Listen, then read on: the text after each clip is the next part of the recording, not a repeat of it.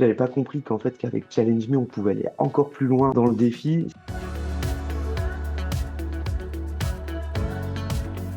Je suis Kevin Jungen, je suis responsable de l'expérience pédagogique et du digital learning à Saint-Eustache de Publion.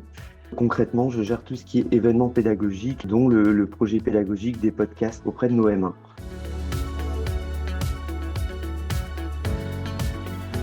Challenge Me s'est intégré dans le projet Tous au salon, qui était un exercice pédagogique de réalisation d'un podcast par rapport à un événement qui a été vécu par les étudiants. Donc tout ce qui peut être événement, c'est un salon, c'est un webinar, c'est la sortie d'un livre ou d'un film qui a pu avoir aussi un impact assez conséquent sur la société ou voire sur leur formation aussi. Et l'objectif de l'exercice, donc, c'était de pouvoir restituer au détour d'un podcast de maximum 5 minutes l'événement et de l'analyser aussi avec le regard de leur spécialité.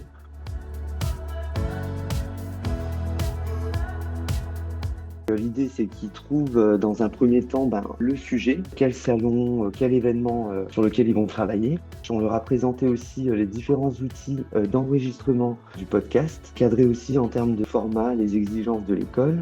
Et on leur a demandé une restitution du podcast sur la plateforme Challenge Me. Donc chaque étudiant avait la main pour déposer son podcast et de déposer en parallèle l'autorisation de diffusion.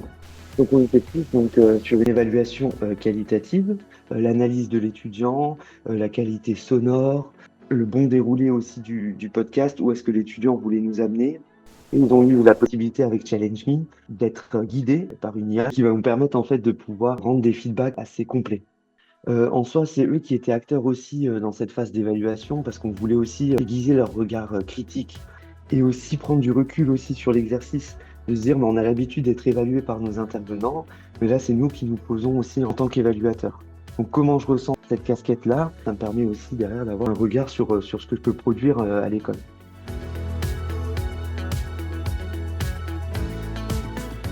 Suite à cette phase d'évaluation, on a pu ressortir du coup des finalistes par promo. On a déposé leur podcast sur Spotify et il y a eu une course à la lecture en fait pendant un mois. Donc là, c'était aussi de pouvoir faire la promotion de leur podcast auprès de leurs proches, leur entreprise, même leurs camarades de classe. Du coup, à l'issue de cette course, on a pu avoir donc les 5 gagnants du podcast.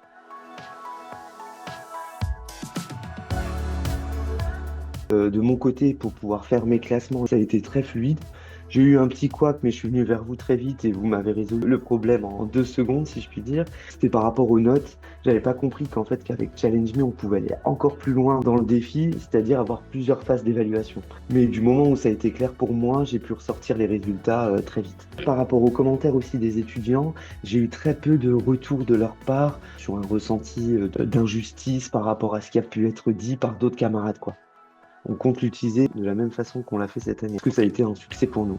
Ce que je pourrais ajouter, c'est de réfléchir, nous en tant qu'école, peut-être à l'utilisation donc, de cette évaluation entre pairs sur d'autres exercices pédagogiques. On peut peut-être envisager aussi en parallèle d'une évaluation classique intervenant, d'ajouter en fait cette évaluation entre pairs qui permet aussi d'avoir ce regard critique.